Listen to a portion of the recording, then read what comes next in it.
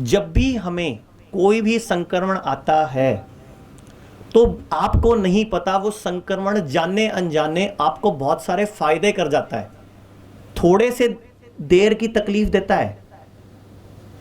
Actual में तकलीफ वो 3 से 4 दिन की होती है, लेकिन हमारी गलतियों से वो 7 से 14 दिन की बनती है।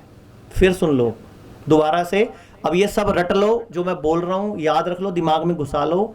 ये आपके बच्चों के भी काम आने वाली है, आपकी पीढ़ियों के भी काम आने वाली है, और अगर आप लोगों के बुद्धि में घुस गई तो भविष्य के भी बदलने वाली है, क्योंकि यहीं से सारा खेल शुरू होगा, आपकी सोच से ही।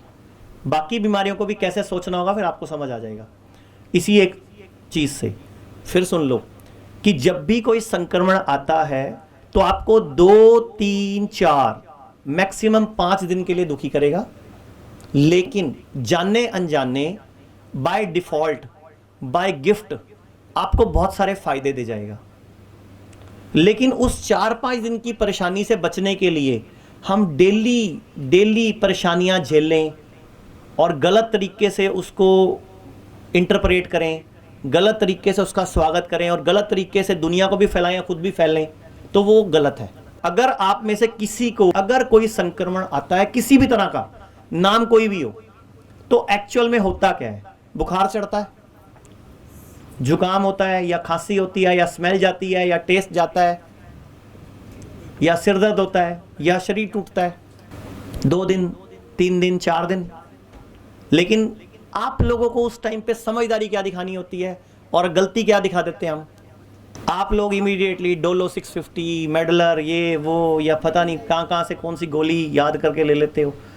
आप बॉडी के, आप लोग ना सबसे बड़ी गलती जो करते हो, जो आप लोगों को आगे नहीं बढ़ने दे रही, आप लोग प्रकृति पर, भगवान पर भरोसा छोड़ देते हो। आप ये क्यों भूल जाते हो जो गीता में लिखा हुआ है कि जो होता है, जो हुआ, जो होगा। अगर वायरस ने अटैक किया और मेरे को बुखार चढ़ा, तो अच्छा क्या हो सकता है कि मेरी बॉडी टेम्परेचर बढ़ा रही है, तो मेरे अंदर के बहुत सारे वायरस, बहुत सारे बैक्टीरिया जो नहीं चाहिए, या बहुत सारा वेस्ट, बहुत सारा टॉक्सिन फूक भी तो जाएगा। पॉजिटिव सोच लो, सिर्फ सोचने का ही नजरिया ही तो है। अच्छा, स्मेल चली गई, खुशबू नहीं आ रही, तो इसका मतलब निकाल लो कि भगवान चाह रहा है तेरी खुशबू छीन ली मैंने, टिक जा एक बार, 2-4 दिन मत खा। एक्चुअल में तो भगवान के सिग्नल्स हैं। टेस्ट चला गया तो भगवान क्या कह रहा है? अच्छा, 99% बुखार में मुंह कड़वा क्यों होता है? भगवान कहता है, इशारा करता है कि टिक जा मानव, टिक जा, 2-4 दिन मत खा। लेकिन हमें समझ ही नहीं आता।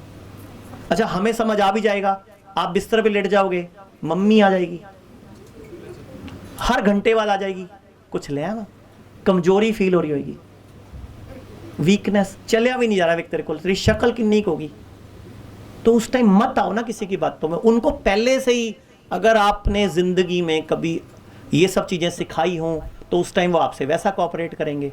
लेकिन आपने कभी अपने घर पे खुद ही नहीं समझी तो उनको क्या समझाओगे? तो अगर टेस्ट चला गया इसका मतलब मत खा। अच्छा, कमजोरी आ जाएगी। अच्छा, मुझे एक बात बताओ, जब किसी को पैरालिटिक अटैक पड़ता है, जब किसी को लकवा होता है तो क्या होता है? लकवा होता है तो क्या होता है? सिंपल सा आंसर है, इतना सोचने की जरूरत नहीं है। बॉडी का आधा हिस्सा को अधरंग हो जाता है, काम करना बंद कर देता है। क्लियर? ये इसमें कोई दो राय तो नहीं। तो जब अधरंग होता है, मेरी बॉडी का आधा हिस्सा पैरालाइज्ड हो गया, तो क्या सिर्फ ऊपर ऊपर का हुआ है? फिर अंदर का भी तो हो गया भाई, लीवर भी तो आधा हो गया, किडनी भी तो आधी हो गई, फेफड़े भी तो आधे हो गए, आंतें भी तो आधी हो गई, तो टिक जा माना, तब भी खाना कम करना है। लेकिन कोई नहीं ध्यान देता। जब किसी को हार्ट अटैक पड़ता है तो क्या सिम्टम देती है बॉडी?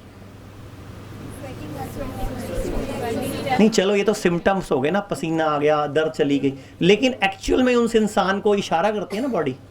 भगवान इशारा करता है कि अब तो टिक जा मानव, लेकिन मानव ही तो है, टिकता नहीं। सारी प्रॉब्लम मानव में ही है, और मानव आपके पास आता है, आप खुद ही नहीं जागरूक तो उनको क्या करोगे? आप लोगों को पहले खुद तो नॉलेज होनी चाहिए। किसी को ज्ञान देने से पहले क्या हमें सही ज्ञान होना जरूरी है कि नहीं? अच्छा, क्या गारंटी है मैं सही दे रहा हूं? चलो ये भी क्या गारंटी है मैं सही दे रहा हूं? और क्या गारंटी आप सही देते हो? आप ही 3 जने 3 अलग अलग तरह के ज्ञान दे देते हो। गारंटी क्या है? दिमाग लगा के देख लो, पता लग जाएगा कौन सही दे रहा है कौन गलत दे रहा है।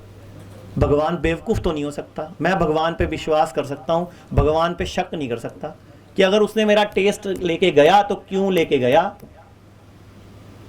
कुत्ते को भी अकल है कि जब बीमार पड़ो तो 3-4 दिन के लिए नहीं खाना। बिल्ली को भी पता है, शेर को भी पता है, और करते क्या है वो? घास खाते हैं। अब आप लोगों के मन में कई सारे सवाल आएंगे, 102 डिग्री चला गया तो, 104 डिग्री चला गया तो, 105 हो गया तो, बस तो वही काम खराब करते हैं। सिर पे चढ़ गया तो, बहुत सारे वहम आते हैं आप लोगों के दिमाग में। बट सही डाइट, सही उस टाइम पे प्रिकॉशन नहीं पता होने की वजह से ही हमें 102 हम खुद पहुंचा देते हैं, 104 भी पहुंचा देते हैं। फिर हमें मजबूरी में घर वाले ही उठा के कई बार एडमिट करा देते हैं, कई बार कोई फेंट भी हो जाता है। तो सही नॉलेज नहीं होने की वजह से, सही कॉन्फिडेंस नहीं होने की वजह से हम लोग सही को भी गलत कर बैठते हैं। देखो 7 से 14 दिन में तो सारे 99.9% लोगों का संक्रमण ठीक हो जाता है, और 80% लोग तो एसिम्प्टोमेटिक होते हैं, आपको भी पता है। लेकिन बीमार होना कोई बुरी बात नहीं है। अगर आप में से कोई डॉक्टर बीमार हो जाता है तो कोई बुरी बात है क्या? या मैं बीमार हो गया तो बुरी बात थोड़ी है। वो आप उसको पॉजिटिव वे में ले लो ना, कि बीमार होने पर अगर शरीर बीमार, पहली बात तो बीमार शब्द ही किसने रखा? बीमार नाम रखने से ही बीमार फील आता है। एक्चुअल में क्या है कि अगर आपको कोई भी लक्षण आया तो असूल से एक्चुअल टाइम पीरियड 3 से 5 दिन का है, और गलत डिसीजंस लेते लेते भी 7 से 14 दिन तक कहानी पहुंचा देते हो आप।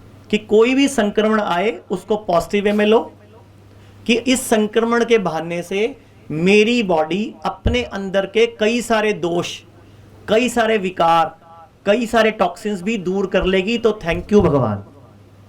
बट आप गलती क्या करते हो और सही क्या करना है वो सुन लो।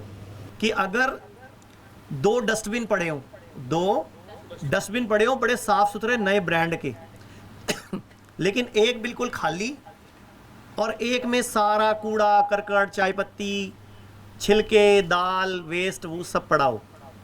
एक डस्टबिन खाली बिल्कुल साफ सुथरा और एक डस्टबिन फुल ऑफ वेस्ट, तो मक्खी, मच्छर, कॉकरोच, छिपकली कौन से वाले के पास ज्यादा जाएगी? हाँ, जो गंदगी से भरा हुआ है। क्यों? क्योंकि वो सड़ रहा है, गल रहा है उसमें। और बैक्टीरिया वायरस किसके पास ज्यादा जाएंगे? उसमें जाएंगे। भले ही बैक्टीरिया वायरस के चक्कर में, छिपकली के चक्कर में, कॉकरोच के चक्कर में आपको समझ आ जाए कि डब्बा खाली करना है, लेकिन अल्टीमेटली आपका भला करने के लिए आए वो। लेकिन आपको याद आ जाएगा कि जैसे ये खाली है मुझे इसको भी, और इमीडिएटली सबसे पहला काम आपका क्या होना चाहिए? खाली करने का। हम लोग क्या गलती करते हैं? कहां से छिपकली आई, मोरी बंद करें कॉकरोच कहां से घुसा, घर के खिड़की दरवाजे बंद कर दें। ये आप नहीं कर रहे, मैं ये नहीं कर रहा, आप ऐसे सारे ऐसी गलती करते हो। मोस्ट ऑफ द पब्लिक, जो मैं वर्ड यूज करूंगा वो आपके ऊपर नहीं होंगे, उनको अपने ऊपर मत लेना, और ले भी लेना तो मुझे कोई टेंशन नहीं है भाई, क्या इलाज है भाई। क्योंकि किसी की बुद्धि में तो मैं घुस नहीं सकता कि आप लोग कैसा सोचोगे किसी बात का। मेरा मतलब, क्योंकि सामने वाली की तारीफ कर दो, आप बहुत सुंदर लग रहे हो सकता है वो भैया की नज़र से देख ले, लेकिन किसी को बुरा भी लग जाता है आजकल कि उसके साथ वाले धक्के से कुपित हो जाते हैं कि मुझे क्यों नहीं कहा, इसीलिए मैंने किसी को भी नहीं बोला। वैसे आप में से आज बहुत सारे लोग बहुत सुंदर सुंदर स्मार्ट बन के आए हैं, तो एक बार क्लैपिंग कर दें सबके लिए।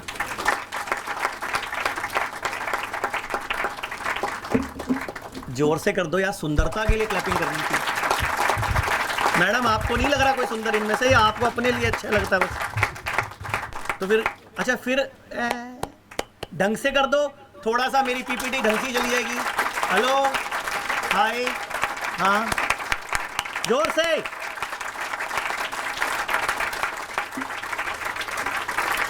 करते रहो ना, 1-2 घुट पी लूंगा।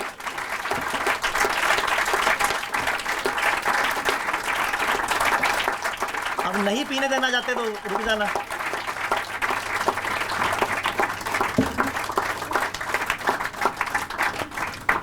भाई राजीव दीक्षित जी के भारत को विश्व गुरु बनाने के सपने को पूरा करने के प्रयास में एशिया का पहला 1000 बेड का integrated hospital Shuddhigram HIMS Delhi NCR Meerut में खुल चुका है। इसके अलावा चंडीगढ़, डेराबस्सी, नवी मुंबई, लखनऊ, गुरुग्राम, अमृतसर, दिल्ली, लुधियाना और देश के अन्य कई स्थानों पर भी हिम्स अपनी सेवाएं दे रहा है। हर kidney fail patient, liver patient और कैंसर के पेशेंट तक ये वीडियो पहुंचाकर आप भी इस मुहिम का हिस्सा बनिए।